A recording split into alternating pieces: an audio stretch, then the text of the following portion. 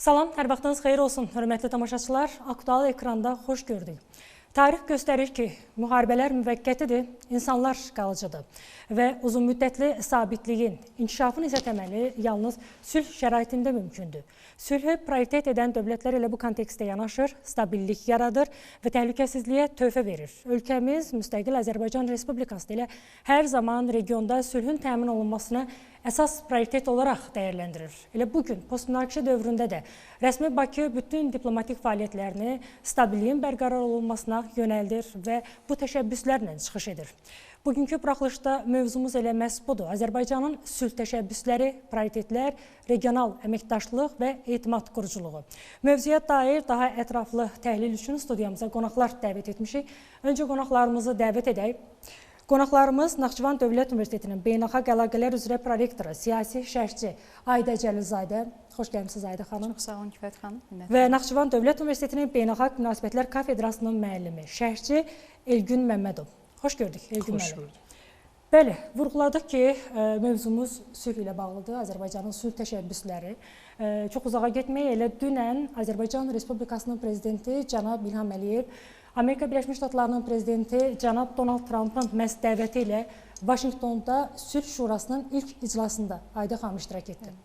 Təbii ki, bu iştirak həmçinin Azərbaycanın sülhlə bağlı təşəbbüsləri, bu təşəbbüsün müəllifi olması heç də təsadüfi deyil və bir daha Azərbaycanın regionda sülhə dair təşəbbüsləri ilə lider dövlət olduğunu da təsdiqləyir. Ayda xanım, elə bu nöqtədən başlayaq. Sülh Şurasında Azərbaycanın təsisçi üzv olaraq iştirakı həm siyasi, həm də diplomatik arenada Azərbaycana nə qazandırır? Ümumiyyətlə, bunu necə qiymətləndirmək lazımdır? Çox sağ olun Kifayət xanım. Biz tamaşaçılarımızı da salamlayırıq və sizləri də. Və mövzuya aid olaraq Azərbaycanın Sülh Şurasında təmsil olunması, iştirakçılığı məhz biz əgər diqqət etsək diplomatik manevrlərə, məhz Prezident Donald Trump tərəfindən ilkin olaraq salamlanması məhz bir lider olaraq, ölkə rəhbəri olaraq cənab prezidentin qlobal arenada nüfuzundan xəbər verirdi.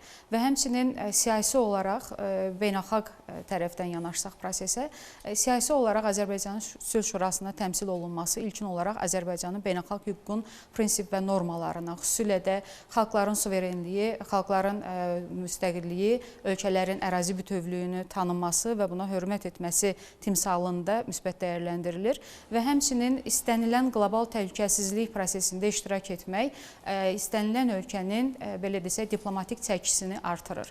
Yəni qlobal nüfuzuna təsir edən amillərdən biridir və buna görə də biz arxa fona baxsaq, dünənə qədər, həmin Sülh Şurası baş verən müddətə qədərki dövrədə nəzər salsaq, bir sıra sülhlə bağlı, regionda sülhün təmin olunması və qlobal sahədə sülh tərəfdaşlığı proseslərində Azərbaycanın cəlb olunmasına diqqət etsək, görərik ki, Azərbaycanın bir çox sahədə artıq aktiv rol alması və bizim Qarabağın, Azərbaycanın ərazi bütövlüyünün təmin edilməsi və Qarabağın Azərbaycanın yenə də tərkib hissəsi olaraq beynəlxalq arenada azad olunaraq öz təsdiqini tapması fonunda artıq sülh proseslərinin regionda təmin edilməsi istiqamətində Azərbaycanın atdığı addımlar qlobal arenada da özünü göstərmiş olur.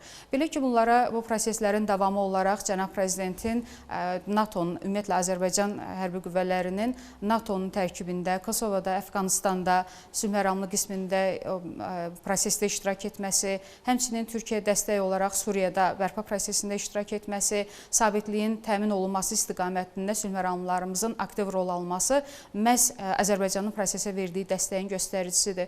Həmçinin bunların davamı olaraq 2025-ci ildə cənab prezidentin Şarm el-Şeyx şəhərində keçirilən Yaxın Şərq Sülh Təhlükəsizlik Şurasında iştirak etməsi, həmin dövrdə cənab prezidentin daha sonraki 2026-cı ildə Zayed İnsan Qardaşlığı mükafatına layiq görülməsi məhz cənab Donald Trumpın Davos forumunda birbaşa ünsiyyətlərindən keçirdiyi iki liderdən biri olması bu proseslərin təsadüfi olmadığının göstəricisidir.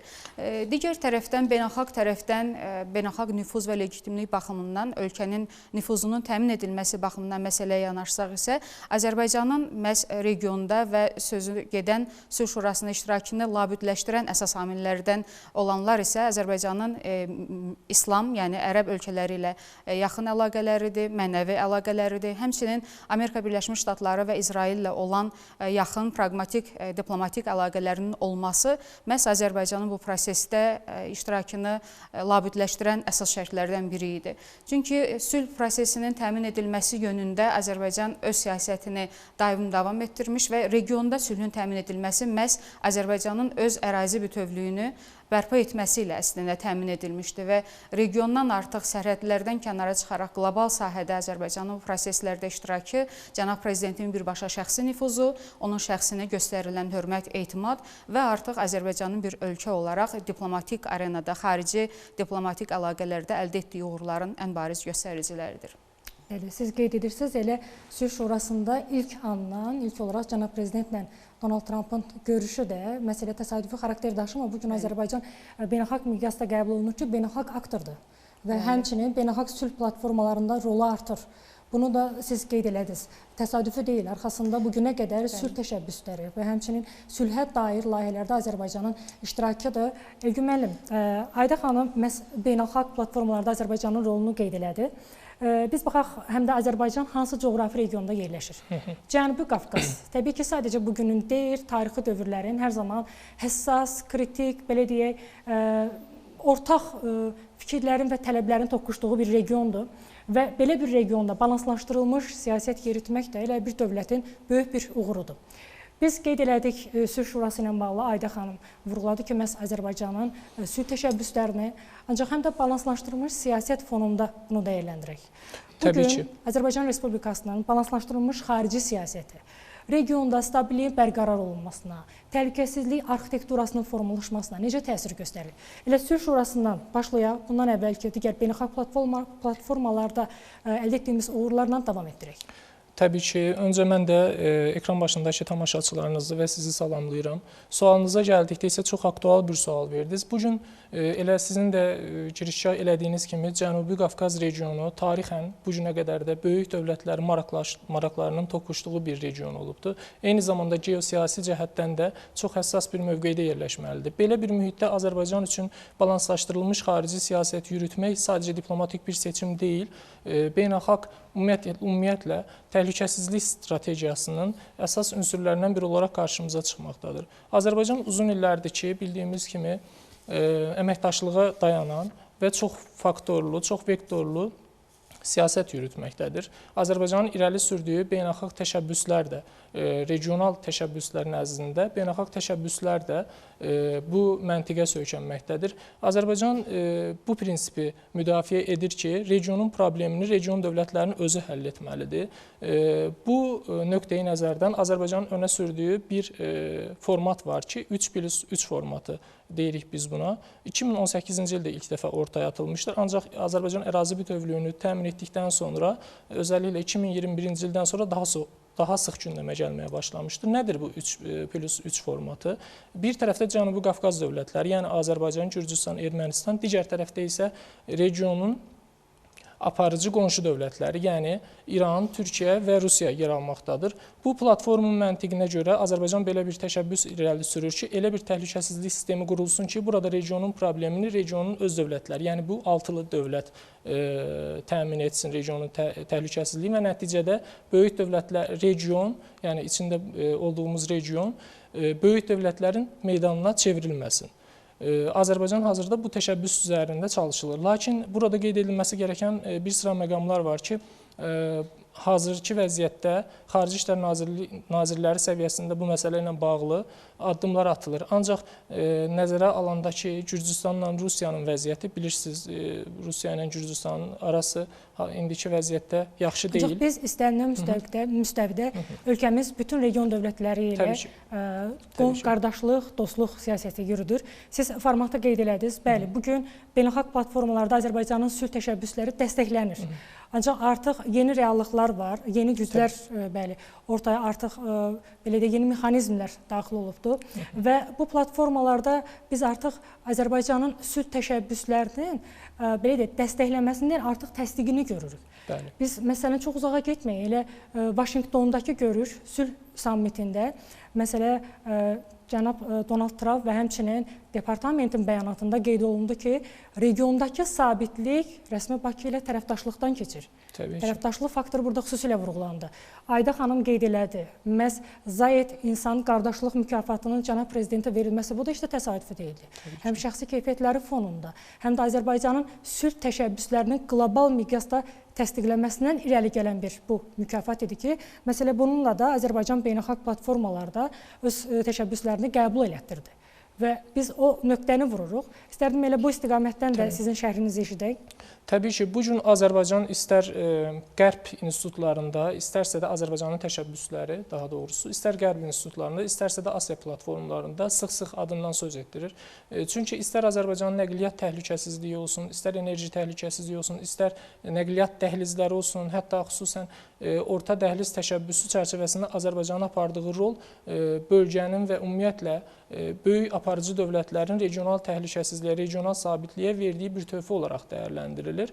Bu çox mühüm bir təsir amildir Azərbaycan üçün. Çünki dediyiniz kimi bu gün Azərbaycan regionda ortaya atdığı hər bir təşəbbüs beynəlxalq mühitdə çox mühüm dəyərləndirilir.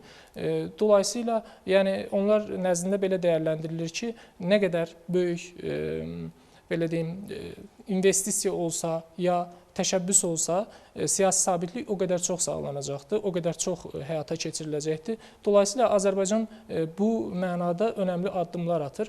Bu sadəcə bu gün baxdığımız zaman Azərbaycan Qərb strukturları ilə əməkdaşlıq edir, amma bir yandan da regionun aparıcı gücləri ilə, aparıcı güc mərkəzləri ilə də belə deyim ki, konstruktiv dialoqlar halındadır.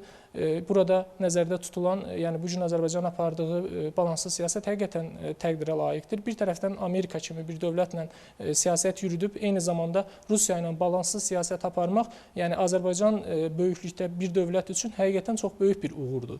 Yəni buradan da aydın olur ki, bu böyüklük sadəcə rəqəmlə ifadə ediləcək bir şey deyil. Yəni burada bir siyasi ağıl var. Yəni bu siyasi ağla da diqqət çəkmək lazımdır. Və dünya dövlətləri də qəbul edir ki, regionda sülhün memarı Azərbaycandır. Bəli. Və bunu addım-addım irəli aparır. Biz qeyd edirik, Ayda xanım, bir məqama xüsusilə diqqət çəkək. Postmünaqişə dövründə, müharibədən dərhal sonra Azərbaycan qalib dövlət kimi sülh təşəbbüsünü irəli sürdü. Bu da heç diqqətdən yayınacaq bir detal deyil. Elə Ayda xanım, bu nöqtəyə biz diqqət çəkək. Azərbaycanın məhz hal-hazırda yeni siyasi reallıqların formalaşdığı bu mühitdə Ermənistanla sülh gündəliyini hansı prinsiplər üzərində qurması, xüsusilə çağırışları və prioritetləri nələrdir? Ki, məsələ bu prioritetlər belə dünya miqyasında dəstəklənir və təsdiqlənir.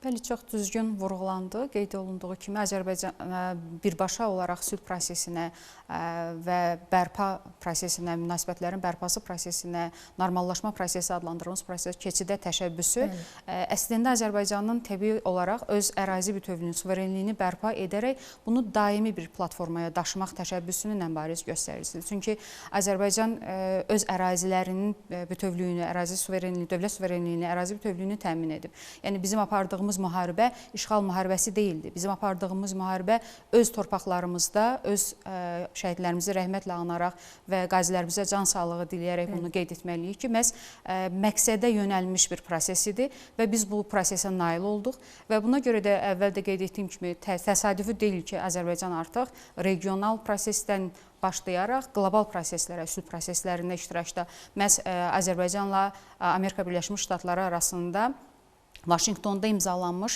tərəfdaşlıq xartiyasında da öz əksini tapdığı kimi bundan sonraki prosesdə sülhə öz töhfəsini verəcəkdir. Azərbaycanın regionda, öz ərazimizdə artıq bizim tamamlanmasını hədəflədiyimiz prosesdə irəlilətdiyi prioritet istiqamətlər isə təbii ki, beynəlxalq hüququn norma və prinsiplərinə əməl olunmasıdır ki, bunların da ən barizi hər bir ölkənin, hər iki tərəfin qarşılıqlı şəkildə bir-birinin konstitusional, hüquqi, beynəlxalq norma prinsiplərə uyğun olaraq ərazi bütövlüyünü bütövlüyünü tanımasıdır və bunu da hüquqi sənədlər formatında meydana gətirməsidir, yəni göstərməsidir.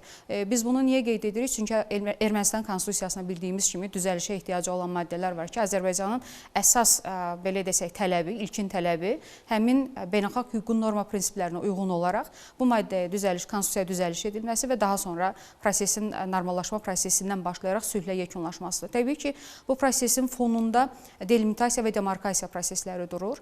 Bu fonda da Azərbaycanın tələbləri çox açıq və netdir. Ölkələr, tərəflər bir-birinə qarşılıqlı hörmət prinsipləri əsasında delimitasiya və demarkasiya prosesinə razılığa gəlməlidir və tarixi torpaqları, daha doğrusu qeyd eləyək, beynəlxalq hüququn həmin ölkələrə tanıdığı sərhədlər daxilində yenə də delimitasiya və demarkasiya prosesləri yekunlaşmalıdır və bu proseslər isə sülhlə nəticələnməlidir. Amma bu istiqamətdə gedən, sülhə gedən sülh müqaviləsinin imzalanması son prosesdir bildiyimiz kimi. Normallaşma prosesi, münasibətlərin bərpası istiqamətində artıq kommunikasiyaların açılması, iqtisadi, ticarət əlaqələrinin bərpa edilməsi və ictimai şuurda normallaşma prosesinin artıq reallaşdırılmasıdır ki, biz çağırışlara diqqət etsək bu fonda, məhz Ermənistanda baş verən xaos, rəsmi İrəvan tərəfindən demək, onların radikal müxalif güclərinin bu prosesi pozmağa çalışması ən böyük maneələrdən biridir ki, tərəflərin normallaşma prosesinə mane olur və həmçinin xalqlar arasında bu prosesin, belə desək, təbii ki, bu proseslər siyasi proses olmasa da, amma ictimai proseslər bilirik ki, siyasi proseslərə dəstək verən ən ümdə amillərdir. Çünki biz istənilən yeniliyi, innovasiyanı biz deyirik, şuurda yenilik yaranmalıdır. Tərəflər bunu qəbul etməlidir ki, siyasi və hüquqi normalar çərçivəsində də artıq rəsmiyyətə bu proseslər töküləndə, çevriləndə xalqlar bunu normallaşma prosesində qəbul etmiş, həzm etmiş olsunlar. Ona görə də bu sahədə biz tərəfdən elə bir problem yoxdur, demək olar ki, çətinliyimiz yoxdur. Sadəcə olaraq tələblərimiz açıq, net, konkret tələblərimiz var. Sadəcə olaraq Ermənistan tərəfində bu çağırışlara əməl etmək üçün müəyyən daxili onların, ölkə daxili proseslərinin tənzimlənməsi və konstitusional hüquqi proseslərin icra olunaraq Azərbaycanın tələblərinə, Azərbaycanın təklifinə beynəlxalq norma prinsiplərə uyğun olaraq, tələblərinə uyğun olaraq tamamlamalıdır ki, yekunda sülh müqaviləsi ilə nəticələnən artıq yekun biz daimi sülhə aparacaq bir prosesin, hüquqi prosedurun tamamlanmasının şahidi ola bilək. Aydın xanım, siz çağırışları ardıcıllıqla sadaladınız. Əgər biz ümumiləşdirsək, qeyd elədik ki, müharibədən dərhal sonra qalib dövlət kimi ilk sülh təşəbbüsünü məhz Azərbaycan irəli sürdü. Həmçinin 5 baza prinsipini təsdiqlədi, 17 maddədən ibarət sülh sazişi sənədini hazırladı. Azərbaycan bugün siz qeyd etdiyiniz kimi etimad quruculuğu mühitini yaradır. Hansı ki, biz tranzit məhdudiyyətləri aradan götürmüşük, yanacaqların Ermənistana gedişatını Azərbaycan təmin etdi. Bütün bunların çərçivəsində isə təbii ki, siz qeyd etdiyiniz kimi beynəlxalq hüquq prinsiplərinə uyğun olaraq hüquqi bazanın və siyasi etimadın verilməsidir ki, məhz vurğulandı Elgün müəllim. Ermənistan konstitusiyasında Azərbaycana qarşı ərazi iddiaları hələ də qalır və təbii ki, bu ərazi iddialarının götürülməsi rəsmi Bakının qırmızı xəttidir. Bəs Ermənistanda hazırda bu, belə deyək, siyasi öhdəlikləri və etimadla bağlı, hüquqi baza ilə bağlı öhdəlikləri yerinə yetirməyə hazırdırmı? Hazır ki, Ayda xanımın vurğuladığı kimi siyasi hakimiyyət bu prosesə yanaşmada necədir? Belə deyim, mən də əsasən cavabımı Ayda müəllimənin suallarına dayanaraq əsaslandıracağım dediklərinə. Çünki eyni sualdır demək olar ki, cavabımız. Belə deyim, Ermənistan son zamanlarda Azərbaycanın ərazi bütövlüyünü tanıdığını bəyan etsə də, bu tanıma sadəcə mənə görə siyasi ritorik səviyyəsində deyil, hüquqi sənədlərlə, həm də konstitusiyon dəyişikliklərlə möhkəmləndirilməlidir. Bu nə deməkdir? Ermənistan konstitusiyasına baxdığımız zaman həm konstitusiyada, həm də bəzi normativ sənədlərdə hələ də dolayı yoldan Azərbaycana qarşı ərazi iddialarına imkan verə biləcək müddəalar var. Azərbaycan da haqlı olaraq deyir ki, əgər davamlı sülhdən söhbət gedirsə, siz konstitusiyanızdan bu iddiaları hüquqi şəkildə, hüquqi müstəvidə çıxarmalısınız, həll etməlisiniz. Daha sonrasında biz davamlı sülhdən, sülh prosesindən danışa bilərik. Daha sonra digər tərəfdən dəyərləndirilməsi gərəkən başqa bir nüans var ki, bu da sülh prosesi ilə bağlıdır. Sülh sazişinin imzalansa belə, imzalandıqdan sonra real və işlək olması üçün regional kommunikasiya xətləri açılmalıdır. Ayda müəllimənin də dediyi kimi, sərhədlərin delimitasiyası və demarkasiya prosesi başa çatdırılmalıdır. Eyni zamanda qarşılıqlı etimad mühiti yaradılmalıdır. Bu formalaşmalıdır. Ancaq burada bir məsələ ön plana çıxır ki, Ermənistan daxili siyasəti. Ermənistan daxili siyasətində və cəmiyyətində hələ də Azərbaycana qarşı müəllimənin də dediyi kimi revanşist yanaşmalar mövcuddur. Bu da iki dövlət arasındakı belə deyim, manevr imkanlarını məhdudlaşdırır. Yəni Azərbaycanla Ermənistan arasındakı manevr imkanlarını məhdudlaşdırır. Belə olan halda isə bu proseslər sürətlərində problem olur və uzanır. Hazırki məsələdə dəyişdirsək, hazırki mühitdə dəyərləndirsək, əgər iki dövlət arasındakı münasibətləri ya da ümumiyyətlə sülh prosesi nəzdində Ermənistan hazırda müsbət siqnallar versə də, yəni sülhlə bağlı, burada diqqət çəkici yenə bir məqam var. Çünki içəridə, daxildə təzyiq var, həm müxalifətin, həm də diasporanın təzyiqi var və Ermənistan bir tərəfdən deyir ki, sülhü bağlayaq, davamlı sülhə hazırıq, amma müxalifətlə diasporaya görə balanslı siyasət yürütmək zorunda qalır Azərbaycana qarşı. Bu da yenə bu sülhün imzalanması prosesini zəiflədir. Daha sonra bunu baxmaq lazımdır. Əgər Ermənistan məsələn bunu desə ki, biz davamlı sülhə razıyıq və bu addımları atmağa hazırıq. Bunu deklarativ müstəvidə deyir, deklarativ şəkildə ifadə edir. Bu müsbət olaraq bizim tərəfindən başa düşülür. Amma məsələ burasındadır ki, iş o məqama gələndə ortaya bir məsələ çıxır. Yəni əməli olaraq həyata keçirilməlidir. Əməli olaraq həyata keçirə bilmir və nəticədə bizim tərəfdən belə bir söyləm ortaya çıxır ki, Ermənistan siyasi və hüquqi addım atmalıdır. Əgər bu məsələ ilə bağlı qətiyyətli olaraq siyasi iradə sərgiləyərsə Ermənistan, bölgədə uzun müddətli və sabitliyin formalaşmasına gətirib çıxara bilər. Ancaq bu yolla mümkündür. Yəni bunun da tək səbəbi, hazırda bu prosesin uzanmasının tək səbəbi belə deyim, Ermənistanda olan təzyiqlərdir. Ermənistan hakimiyyətinə qarşı olan təzyiqlərdir. Elə qeyd edək ki, qarşıdan 7 iyunda Ermənistanda parlament seçkiləri keçiriləcəkdir. Məsələ, konstitusiyaya olan dəyişikliklər də artıq burada yəqin ki, dəqiqləşəcəkdir. Ayda xanım, qeyd edirik sülh təşəbbüslərini, ümumiyyətlə regional əməkdaşlığı, etimad quruculuğunu. Bilirik ki, fevral ayının 13-də, 14-də sülh körpüsü təşəbbüsü ilə hər iki dövlətin vətəndaş cəmiyyətlərinin İrəvanda görüşü oldu. Azərbaycandan nümayəndə heyəti getdi, dəyirmi oldu. Ümumiyyətlə, sülhə gedişatda bu kimi görüşlər necə qiymətləndirilməlidir? Ümumiyyətlə, vətəndaş cəmiyyətləri buna hazırdırmı? Təbii ki, ilk öncə onu qeyd edək ki, çox sevindirici haldır ki, artıq müharibə ritorikasından dialoq ritorikasına keçid baş verib. Diplomatiyada vətəndaş cəmiyyətlərinin bu cür proseslərdə iştirakı ikinci xətt diplomatiyası adlandırılır.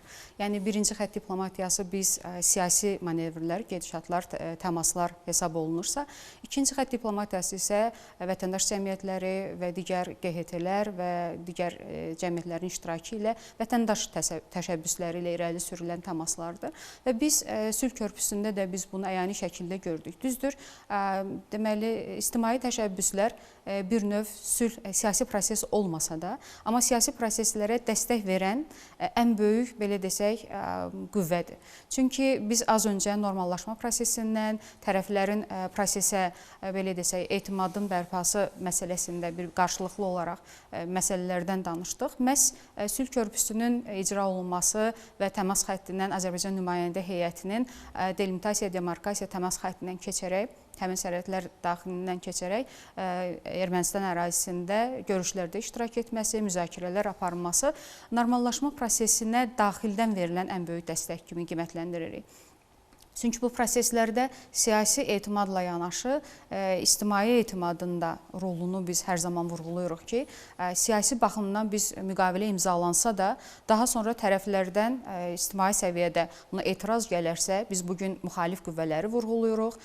Ermənistanda baş verən revanşist proseslər bir neçə dəfə vurğulandı artıq və bu prosesdə, bu istiqamətdə aparılan işlər, görülən işlər daxili rahatlıq yaratmaqla yanaşı, daxili auditoriyalarda rahatlıq yaratmaqla yanaşı prosesə inamı etimadı gündəmə gətirir və həmin belə desək masa arxasında, dəyirmi masalarda müzakirə olunan təmaslar, məsələlər gələcəkdə siyasi proseslərə verilə biləcək ən böyük dəstəkdir. Çünki yenə də vurğuladığımız kimi bu gedişatda Azərbaycanda və Ermənistanda vətəndaş cəmiyyətlərinin prosesə dəstək olması həm Ermənistana, ən böyük dəstəyi Ermənistana verəcək əslində. Çünki bugün biz Ermənistanın üzləşdiyi çağırışlar və çətinlikləri də sülhə gedən yolda çətinliklərdən danışdıq.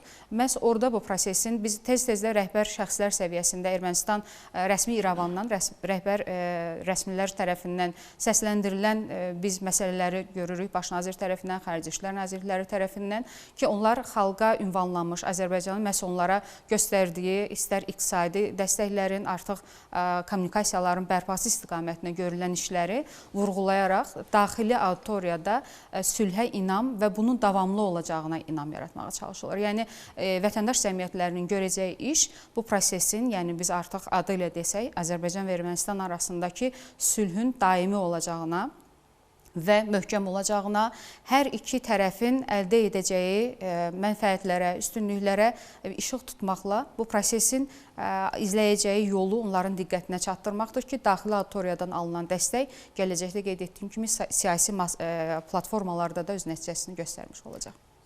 Ayda xanım, qeyd edək ki, ötən ilin oktyabr-noyabr aylarında da məhz vətəndaş cəmiyyətləri arasında görüş olmuşdu. Bu ili digərindən fərqləndirən bir detal xüsusi bir maraq var idi Ermənistan mətbuat tərəfindən. Məsələn, biz onları təhlil edəndə bu il daha çox Azərbaycan nümayəndə heyətində müsahibələr alınırdı. Rəsmi media qurumlarında geniş paylaşılırdı bu. Həm də xüsusi yadda qalan tərəf oldu ki, ilk dəfə olaraq delimitasiya olunmuş quru sərhəddindən keçidlə müstəqil Azərbaycan Respublikasından Ermənistana ilk qarşılıqlı olaraq keçid idi bu. Bu da tarixə düşdü. Hər halda bu da simvolik məna daşıyır. Çünki gələcəkdə məsələlər yaransa elə bu yol vasitəsilə gediş-gəliş tamamlanacaqdır. Mən onu əlavə eləmək istərdim fikirlərinizə. Siz də vurğuladınız. İkinci mərhələdə artıq biz fərqi aydın şəkildə görürük. Qısa bir müddətdə. Və bu istiqamətdə çağırışlar ondan ibarətdir ki, bu belə vətəndaş cəmiyyəti səviyyəsində aparılan dialoqlar səbir, dözüm tələb edən prosesdir. Yəni siyasi platformada bilirsiniz, danışıqlar kifayət qədər konkret gedir. Qeyd elədiyimiz məsələlərin icrası labüddür. Amma arxa fonda dəstək vermək üçün vətəndaş cəmiyyəti ilə aparılan ünsiyyətlər, dialoqlar daha uzun sürən bir prosesdir. Çünki bu olmasa da olmaz. Sual verilə bilər ki, niyə birbaşa siyasi təmaslar fonunda gedilmir prosesə? Çünki vətəndaş cəmiyyətində inam, etimad yaranmazsa siyasi prosesin davamlılığına şübhələr yaranmış olacaqdır ki, bu istiqamətdə də artıq biz fərqi görürük, sizin də qeyd etdiyiniz kimi və əminik ki, növbəti təmaslarda daha yaxşı nəticələr əldə etmiş olacaq. Artıq kiçik bir auditoriyanı Ermənistana nəzərə alaraq, Ermənistana münasibətdə qeyd edilir ki, kiçik bir auditoriyanı əhatə edən inam, etimad, sülhə inam davamlı olacaq və daha böyük auditoriyaların bu prosesdə iştirakının şahidi olmuş olacaq. Siz həm də vurğuladınız ki, kommunikasiyaların açılması da burada bir təkandır ki, iqtisadi baxımdan gələn gəlir. Təbii ki, ölkədə sosial rifahda da bir dirçəliş yaradacaqdır. Bilirik, Elgün müəllim, Zəngəzur dəhlizi qlobal miqyaslı strateji layihədir və iqtisadi baxımdan region dövlətlərində qazandıracağı gəlir, yəni böyük bir miqyaslarla ölçülür. Ancaq biz bunu stabillik, əməkdaşlıq, regional etimad çərçivəsində dəyərləndirsək necə? Bu aspektdə şərhiniz necə olur? Təbii ki. Deməli, biz Zəngəzur dəhlizi məsələsinə sadəcə iqtisadi bir proyekt olaraq, layihə olaraq baxmamalıyıq. Çünki Zəngəzur dəhlizinin altında çox böyük başqa belə deyim, düşünülmüş planlar yatmaqdadır. Sizin də vurğuladığınız kimi bu sadəcə iqtisadi deyil, yəni bir gəlir gətirici bir proyekt deyil. Özəlliklə burada təhlükəsizlik məsələsini ön plana çıxarmaq lazımdır. Bütövlükdə Cənubi Qafqazın, regionunun gələcək təhlükəsizlik və əməkdaşlıq, belə deyim, əməkdaşlıq çərçivəsini cızan bir proyektdir bu Zəngəzur dəhlizi məsələsi.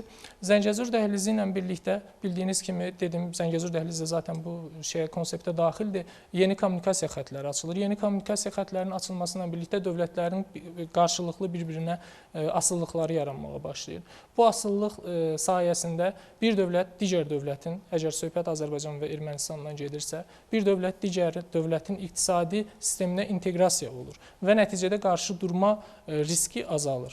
Çünki nəzərə aldıqda ki, iki dövlət arasında ticarət əlaqələri yaranır, biznes formatı meydana gəlir, tranzit, belə deyim, əməkdaşlıqları meydana gəlir. Bu da iki dövlətin artıq praktiki olaraq gündəlik əməkdaşlıq etməsinə səbəb olur. Yəni əməkdaşlıq olduğu yerdə də şübhə azalır, daha çox belə deyim ki, dostluq münasibətləri başlayır. Azərbaycanın xüsusilə Zəngəzur dəhlizi təbii ki, Ermənistan nəzdində Ermənistana çox şey qatacaq maddi mənada.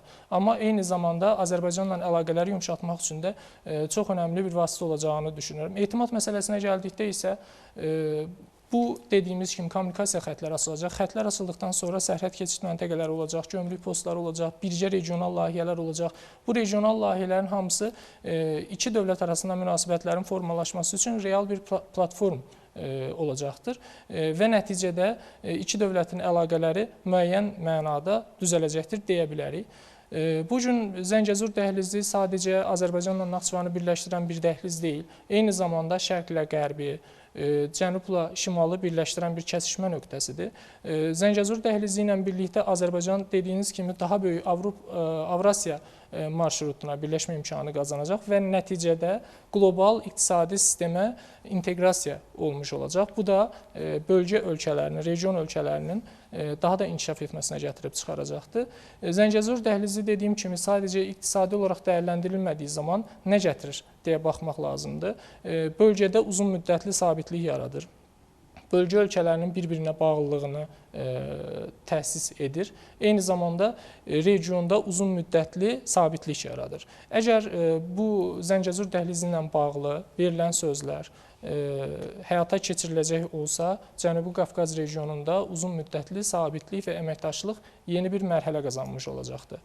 Yəni Buyurun, davam edin. Yəni bu nöqteyi nəzərdən Zəngəzur dəhlizinə tək tərəfli baxmamaq lazımdır. Bu aspektləri də mütləq dəyərləndirmək lazımdır. Siz iqtisadi faktorda qiymətləndirdiniz. Mən bir faktı qeyd edib, belə ki, əgər sülh sazişi imzalanarsa və Zəngəzur dəhlizi açılarsa, Azərbaycan və Ermənistan arasında ticarət dövriyyəsinin potensialı təxminən Ermənistan üçün 300 milyon dollara bərabər hesablanır. Bu ilkin mərhələdə. Bu onu göstərir ki, Azərbaycan Zəngəzur dəhlizi layihəsində sadəcə öz milli maraqlarını əsas tutmur. Regionda iqtisadi dirçəlişi əsas tutur. Burada Ermənistan da qazançlı çıxır və irəliyə doğru siz qeyd etdiyiniz kimi iqtisadi bağlar, həmçinin sabitliyə, dövlətlər arasında etimada və nəticədə ümumi təhlükəsizlik arxitekturasının tam formalaşmasına gətirib çıxarır. Yenə də cənab prezident İlham Əliyevin təşəbbüsü, yenə də qlobal miqyasda bir layihə. Onu görürük, düzdür Aidə xanım? Təbii ki, bütün bu iqtisadi predmetlər, layihələr, beynəlxalq görüşlər sülhün əsas dayaqlarından biridir.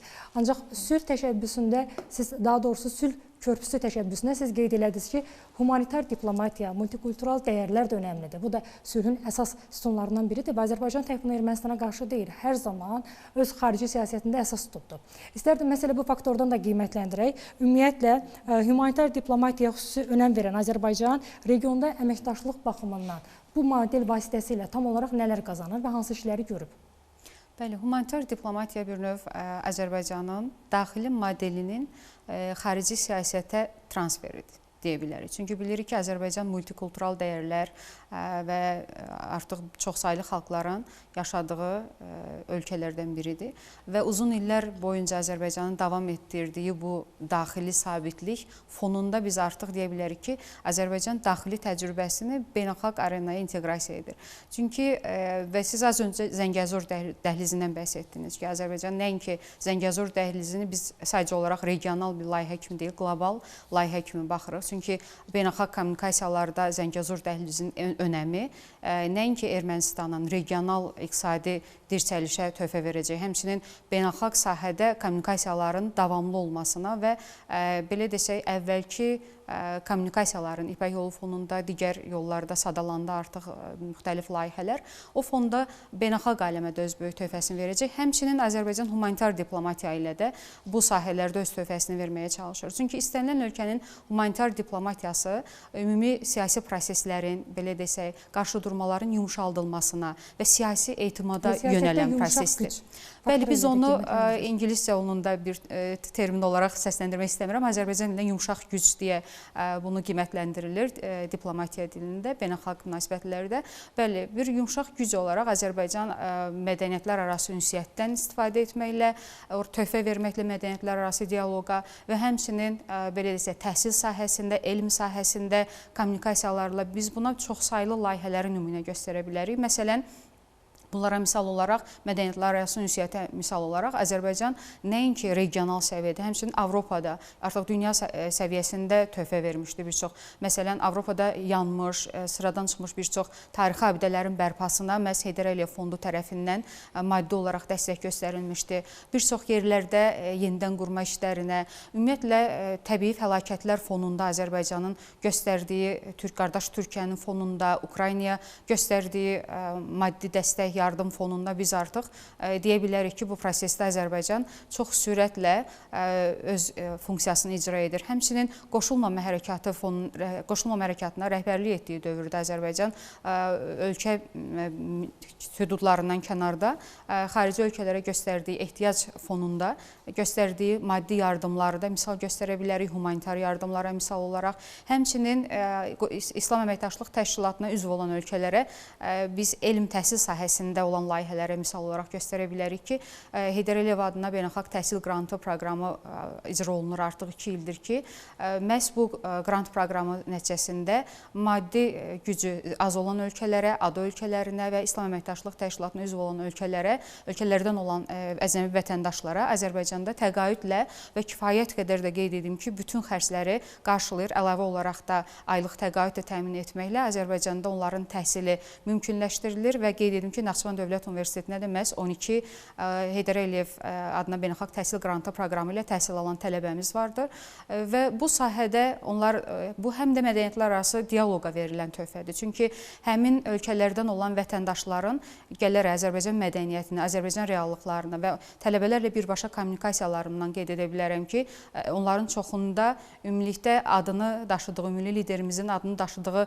beynəlxalq təhsil qrantını almaları, niyə bu qrantı alırlar, niyə həmin ümumi liderimizin adını daşıyır qrant, məhz ümumi liderimizin Azərbaycanın siyasi həyatında rolu, Azərbaycanın ümumiyyətlə tarixi reallıqlarının beynəlxalq arenaya çatdırılmasının ən belə desək, qısa məsafəli, birbaşa belə desək, düzgün olar, daha düzgün, birbaşa ünsiyyətlə, vasitə ilə onlara çatdırılması fonunda həmçinin Azərbaycanın humanitar, siyasi, elmi, iqtisadi, hardasa sadaladığımız layihələr, bəli, bütün sahələri əhatə edir və çox böyük fəxrlə deyə bilərik ki, bugün də Azərbaycanın ölkə hüdudlarından kənarda məhz Heydər Əliyev Fondu tərəfindən icra etdiyi müxtəlif layihələr, uşaqlara Dünya Səhiyyə Təşkilatı fonunda icra olunan layihələr, insan hüquqları təşkilatları ilə qarşılıqlı təmaslar və dəstəklər, istənilən bir çox qitələrdə Azərbaycanın icra etdiyi layihələr vardır ki, bu fonda biz Xarici İşlər Nazirliyi tərkibində AIDA təşkilatında rolunu qeyd etməliyik. Məsələn, bizim adını qeyd etdiyim Heydər Əliyev adına beynəlxalq təhsil qrantı ilə gələn tələbələrin,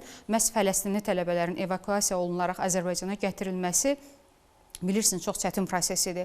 Bu artıq Azərbaycanın diplomatik qələbəsi idi. Çünki İsraillə və Fələstinlə ikitərəfli olaraq Azərbaycanın normal ünsiyyətlərinin olması, diplomatik əlaqələrinin və diplomatik müsbət yöndə əlaqələrinin olması Azərbaycana imkan verdi ki, həmin Qəzza zolağından tələbələri evakuasiya edərək uğurla Azərbaycana çatdırılmalarına nail ola bilsin. Və bu bizim həm diplomatik, həm mədəni, həm elmi və digər sadaladığımız sahələrdə qazandığımız ən böyük uğurlardır. Və ona görə də Azərbaycanın məhz siyasi proseslərə paralel olaraq humanitar, multikultural dəyərlər fonunda apardığı və yürütdüyü, icra etdiyi siyasət düşünürəm ki, siyasi proseslərə dəstək olmaqla yanaşı Azərbaycanın beynəlxalq arenada tanınılması, nüfuzunun artırılması, Cənab Prezidentin nümunəsində, birinci vitse-prezidentimiz Mehriban xanımın nümunəsində Heydər Əliyev Fondunun maddi dəstəyi ilə icra olunan bir çox layihələr məhz bu sahədə Azərbaycanın gələcəkdə daha çox uğur əldə edəcəyinə və Azərbaycanın söz haqqı olan bir ölkəyə çevrilməsində ən böyük dəstəklərdən və hədəflənən nəticələrə çatdığımızdan xəbər verən bariz göstəricilərdir. Ayda xanım, düşünürəm həm də razılaşarsınız ki, ümumiyyətlə humanitar diplomatiya və multikultural dəyərlər həm də bizim kökümüzdən, genimizdən də gəlir. Tək biz beynəlxalq səviyyədə siz mühüm məqamları sadaladınız. Əgər Ermənistan faktorundan yanaşsaq, Elgün müəllim, mən bir məqamı bir vətəndaş olaraq çatdırmaq istərdim. Həm müharibədən əvvəl, həm də müharibədən sonra biz baxsaq, Bakıda nə qədər erməni yaşayırdı. Bu da Azərbaycanın bir multikultural dəyəridir. Yaşayanlar var. Xankəndində hal-hazırda yaşayan ermənilər var. Təbii ki, deməli ki, bu dövləti siyasətinə sirayət edən bu xətt həm də bizim millətin kökündə və genindədir. Təşəkkür edirik Elgün müəllim, Ayda xanım. Bizə ayrılmış vaxt artıq yekunlaşır. Bəli, biz bugün Azərbaycanın sülh təşəbbüsləri, prioritetlər, regional əməkdaşlıq və çağırışlara dair çox geniş müzakirə etdik. Yenidən təşəkkür edirik. Sağ olun, çox sağ olun. Çox sağ olun. Bəli, hörmətli tamaşaçılar, bugünkü buraxılışımızda biz Azərbaycanın sülh gündəliyinə dair əsas detalları təhlil etdik. Ümumiyyətlə, Azərbaycan Ermənistanla sülhə doğru xarici siyasətində qarşılıqlı hörmət, etimad, suverenlik, iki ölkə arasında regional əməkdaşlığın genişlənməsinə əsas tutur və rəsmi Bakı prinsipial və qətiyyətli şəkildə bu mövqeni sərgiləyir. Ancaq bu da bir reallıqdır ki, davamlı sabitliyin açarı isə məhz bu təşəbbüslərin qarşılıqlı və əməkdaşlıq səviyyəsində olmasından keçir. Növbəti buraxılışımızda başqa bir mövzu ilə görüşənə qədər deyirik. Sağ olun, sağlıqla qalın.